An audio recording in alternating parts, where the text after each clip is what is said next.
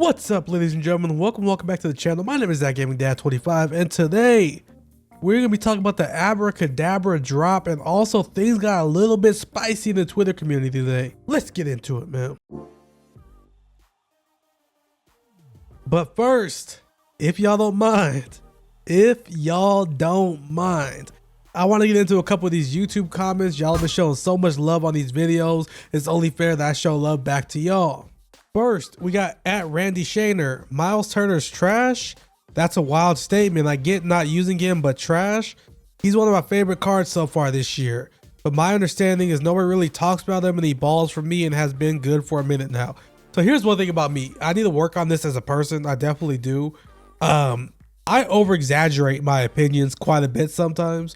So like when I say a card's trash, I do go on to explain that like maybe he's not that trash. He's just not for me.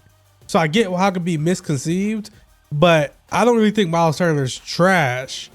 I just had a terrible experience with him. But don't hesitate. If I ever over exaggerate something like that, don't hesitate to call me out on it. Because, you know, sometimes I'll be on that BS.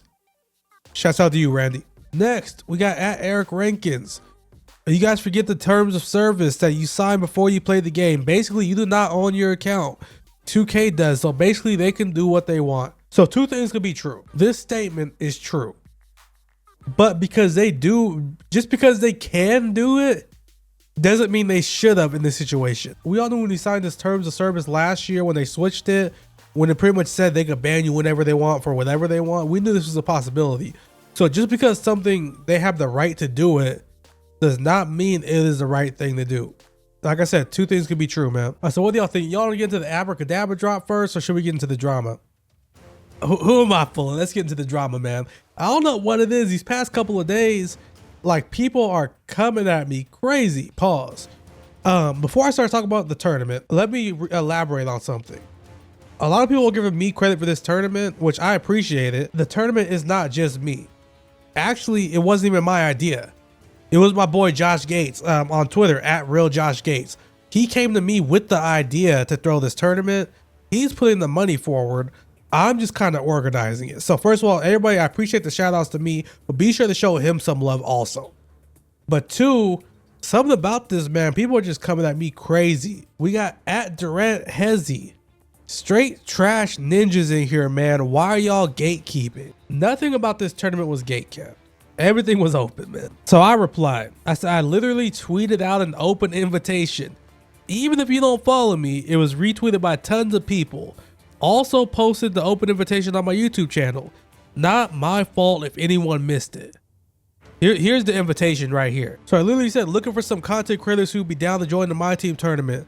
December 6th, no buy-in, VC prizes for the top 3. I tweeted it for anybody to join. And the fact that 8 of the 16 participants did not follow me before they joined, showing that it had a reach. It reached out to quite a few people that were not in my community already. So shouts out to those new guys that joined up. But I'm just saying, it wasn't just people that followed, wasn't just friends of mine. It reached some people.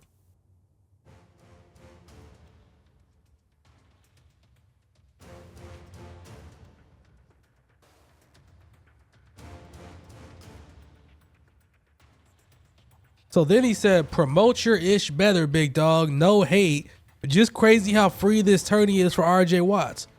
I mean, I'm not like gonna go beg people to join my tournament. You know, like, I don't know what you want me to say. Like, I posted it. A lot of people saw it.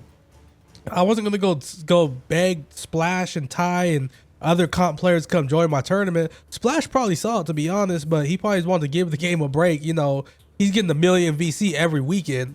He let somebody else have this 450K.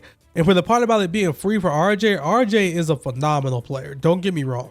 But the way this game plays, it can be any given Sunday. Anybody could take this tournament. RJ is a phenomenal player, but the way sometimes the algorithm just gives people breaks, gives somebody else all the 50-50 balls, you never know. And that's why we play. Then a couple of the homies had my back. AK King said, gatekeeping in the open tourney, make it make sense. And then Cam said, wasn't gate kept? Get off the McDonald's app and look at Twitter for once. This one had me rolling while I was at work. I appreciate y'all boys, for real. But at the end of the day, it's just everybody love everybody, man. I don't know why. I guess that means I'm getting some kind of clout if people are starting to get mad at me for no reason. So I guess that's something I got to get used to a little bit. Let's get into this content drop. So first, I'm going to give you some opinions from around the community. Then I'm going to give you my opinion. Splash said the worst drop I've ever seen. That's insane. Large Infant says some nice players in here, but after the Black Friday sales last weekend, I can't look at packs the same. And this is something I wanted to talk about also. That is a valid point, because I didn't spend money on this game for a long time before this past weekend because I just didn't see the value in it. So now they finally gave us some value in these packs on Black Friday. So it's kind of puts it in perspective. Like, I'm not opening these packs, man. And I don't recommend anybody open these packs with VC because there's no value in it. And 2K kind of showed their hand. And now I think their sales are going to drop this weekend, if I'm being honest. So shout out to Large Infant, man. W-Take. And then Slada said they should seriously consider hiring someone from the community to consult. I agree they should, but they're not going to because they really don't care. They know they can hire someone from the community to make better content, but at the end of the day, the way they look at it is we're going to still participate in the content no matter what. So why should they care? Not saying you're wrong, Slada. You're right. But from 2K's perspective, they're just never going to do that. And when they do hire somebody, they just hush them. Like when they, well, not necessarily hire, when they get someone to come be a community manager or to be a next maker, they just hush them. So I guess I can give my take now. I'm in the minority because I thought this set was great. Dwight Howard, I named one of my top 10 opals in the game when I made my hidden gems list. That Dwight Howard is crazy good. 98 standing dunk, 98 driving dunk, like 98 block, 97 interior, 90 perimeter, 74 3. The card's juice. He has like 95 speed. He plays power forward. That card's amazing. Vince Carter's pretty good. As far as the cards that are actually going to be obtainable, Michael Redd might be okay. Not super excited about Michael Redd. I'm really excited about Eddie Jones. I always love Eddie Jones cards every year, so I'm excited about Eddie Jones. T-Do might be okay, but mainly it's going to be Eddie Jones. I'm interested in Vince Carter and Dwight. I think this, I get that's not the biggest names in the world, but I think this set's actually really good. But I guess I might be wrong. Because if I'm the only person saying this set's good, then I guess I might be wrong. Splash made his tweet about the state of my team. Here's what he had to say. This my team is the most boring gameplay of all time. Nobody got no SIGs. Everybody just runs in your body. On-balling is for toddlers because no card can dribble. And the movement is on 25 game speed. When you're losing, you can just dash and not get a loss. So, I'm sure Splash knows better than me. I don't know how this game is compared to last year. It's been a while since I played last year's game. But I do know this is the same thing people were saying last year until All-Star break. And I've been saying since the beginning of the year, the pacing of this game is the exact same as the pacing of last year. They just started a little bit higher. So last year, we went from diamonds at the beginning of the game to pink diamonds to opals, skipping dark matter, going straight to 100 overall cards for All-Star break. This year, we started with pink diamonds instead of diamonds. So that way, we're still going to get dark matters before 100 overall cards. So we're going to go pink diamonds season 1. In season 2, we got opals. At the end of season 3, we're going to get dark matters. And at the end of season 4, we're going to get 100 overall cards just like last year. And last year, no cards had any good SIGs. Nobody had sped up jump shots. The cards were bad, just like they are this year. I mean, say they're bad, just they don't have the juice SIGs. And those juice SIGs are going to come into the end of season 4 probably, just like they did last year. I'm no genius. I'm no fortune teller. But 2K always has a cycle. They always follow a pattern. And if I'm lying, I'm dying. And I think, as far as I can tell, I'm alive.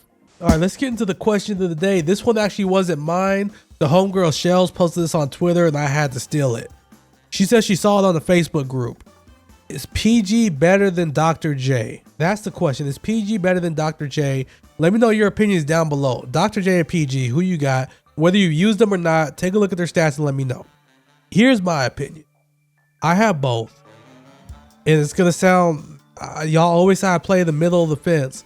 It's a preference. I like PG better. I think PG's a better card because PG's a better shooter.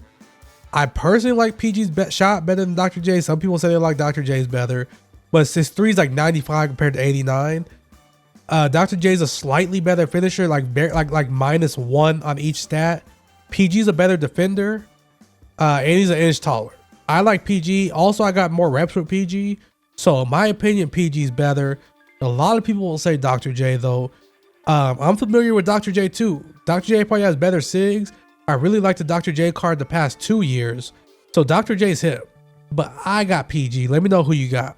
All right, let's get into these moments, y'all. I do actually got a moment of the day. It's crazy because I'm gonna say Nikola Jokić. He's on pace to win MVP this year.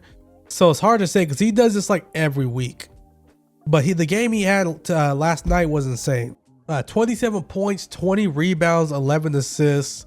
I think that's moments worthy. But once again, he does stuff like that like on a regular basis. But still, give my man some credit. The moments of history. We got 2 for you. December 6, 1966, Rick Barry of the San Francisco Warriors made an NBA record 14 free throws in 1 quarter. So 1, I picked this for 2 reasons. That's a lot of free throws in 1 quarter. And 2, he made all of them underhand too. Shouts out to Rick Barry. 2, Antoine Jamison of the Golden State Warriors and Kobe Bryant of the Los Angeles Lakers each scored 51 points. It was the first time in nearly 38 years and the only 3rd time in NBA history that opposing players each scored at least 50 points in the NBA game. RIP Beam, man. That's going to wrap up today's video. I appreciate y'all rocking with me. I hope you guys can make it to the tournament tonight. I'm going to probably kick off at 5:30 Pacific time. The game starts at 6 Pacific time. Oh my God. 6 Pacific time. I hope to see you guys there. If you haven't already, like the video, subscribe to the channel, and leave a YouTube comment down below for a chance to be featured in the next video. Go follow me on Twitter so you can tag me stuff that need to be featured into the video. As always, y'all be safe. Peace.